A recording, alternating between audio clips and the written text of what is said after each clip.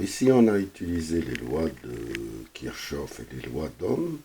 Est-ce qu'on ne pourrait pas résoudre ce problème en utilisant autre chose? On peut utiliser par exemple le diviseur de courant et le diviseur de tension. Diviseur de courant. D'abord, on va essayer d'utiliser le diviseur de courant. Je vais vous faire un rappel. Diviseur de courant et diviseur de tension. Alors, diviseur de courant. Voilà, diviseur de courant, comment faire. Et diviseur de tension. Attention, on va voir, ça va être un peu plus rapide les calculs, puisqu'on a calculé la résistance équivalente. On va utiliser toutes les résistances équivalentes calculées auparavant pour calculer les courants et les tensions. Donc le diviseur de courant, je vous fais un rappel.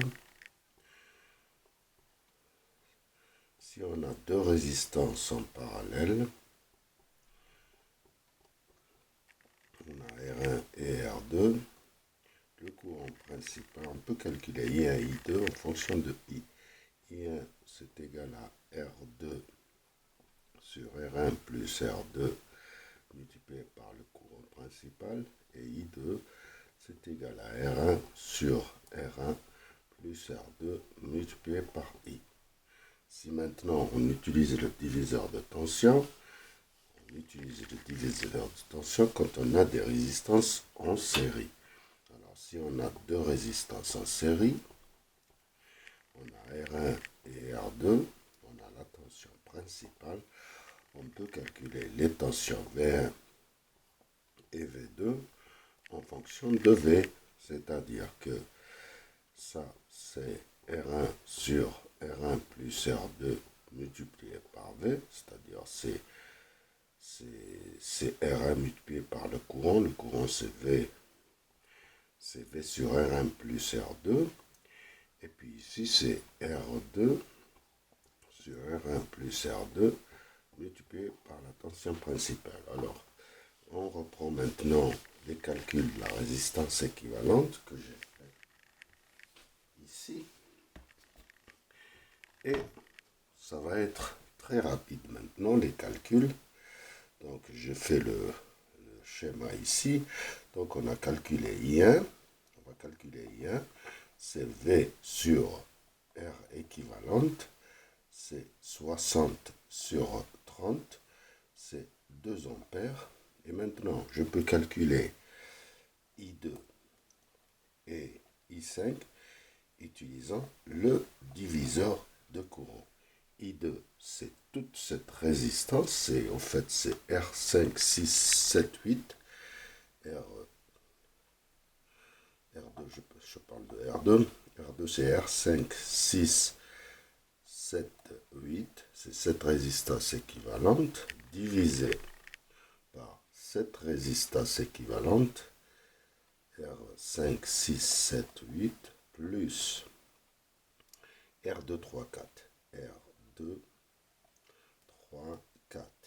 Multiplié par le courant principal qui est I1. Donc c'est R5, c'est 20 sur 20 plus R2, 3, 4, c'est 180 multiplié par I1 qui fait 2. Donc la calculatrice elle est où? Ici. C'est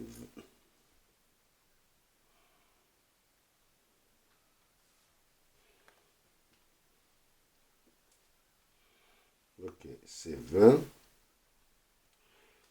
Il est faible ici, on doit passer ici.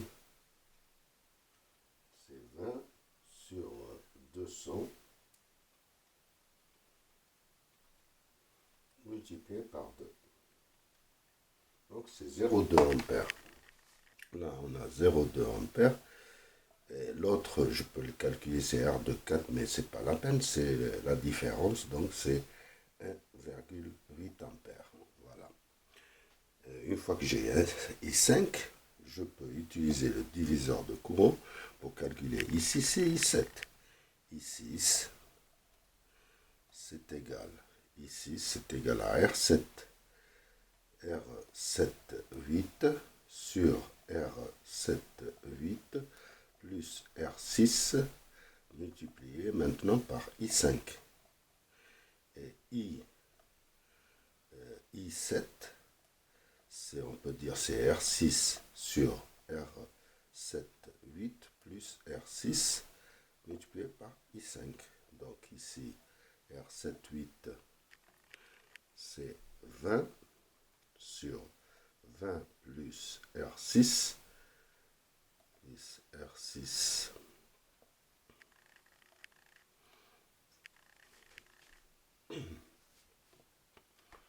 R6 c'est 30. 30 multiplié par 1,8, ça nous donne 20 sur 50. 20 sur 50 multiplié par 1,8. Multiplié par 1,8, ça nous fait 0,72 ampères. Et ici, ça fait la différence, c'est 1,08. Voilà. On a tout calculé en fait avec le diviseur de courant, ça passe vite. On peut utiliser aussi le diviseur de tension. Alors le diviseur de tension, qu'est-ce qu'on peut calculer avec le diviseur de tension? On peut calculer le diviseur de tension. Donc ici, on a la tension totale. Donc on peut calculer la tension V2,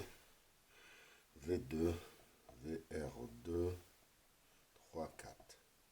Attention ici, c'est-à-dire c'est R2, 3, 4,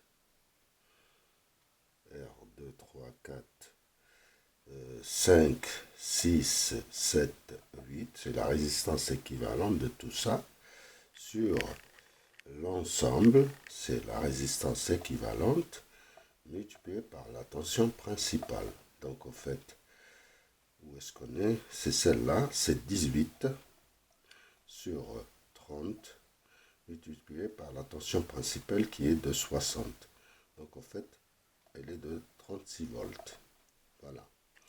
On a calculé la tension et on peut calculer le courant qui circule, I2, c'est VR 2, 3, 4, c'est la tension sur R2, 3, 4, donc c'est 36 sur 180. 36 sur 180.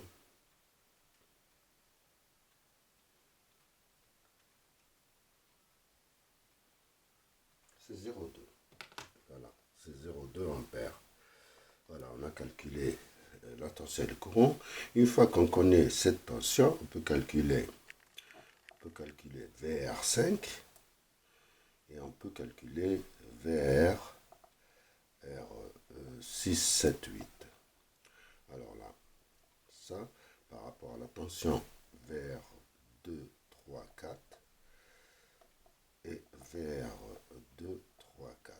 C'est-à-dire, on aura VR5, c'est R5 sur R5 plus R6, 7, 8. Et ici, c'est R6, 7, 6, 7, 8 sur R5 plus R6, 7, 8. Donc, R5, c'est 8 sur 8 plus R6, 7, 8, c'est 12, multiplié par V2, 3, 4 qu'on vient de calculer, c'est 36. Donc, c'est égal 20, 8 sur 20, multiplié par 36. Donc, 8 divisé par 20, multiplié par 36. Donc c'est 14,4. 14,4. Et on sait que ici, ça doit être la différence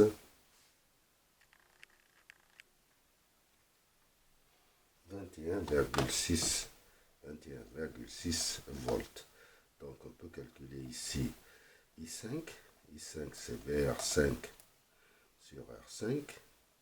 C'est 14,4 sur 8. Ça nous donne I5 1,8 ampères. Et ici on peut calculer I7. I7 c'est I7 ou bien ici, on peut calculer I6. I6 c'est vers 6, 7, 8 qu'on vient de calculer sur R6, c'est-à-dire c'est 21,6 sur R6. R6 c'est 30. Donc R6 ça doit faire divisé par 30. Ça nous fait 0,72 ampères. On a calculé les courants. Il ne nous reste plus qu'à calculer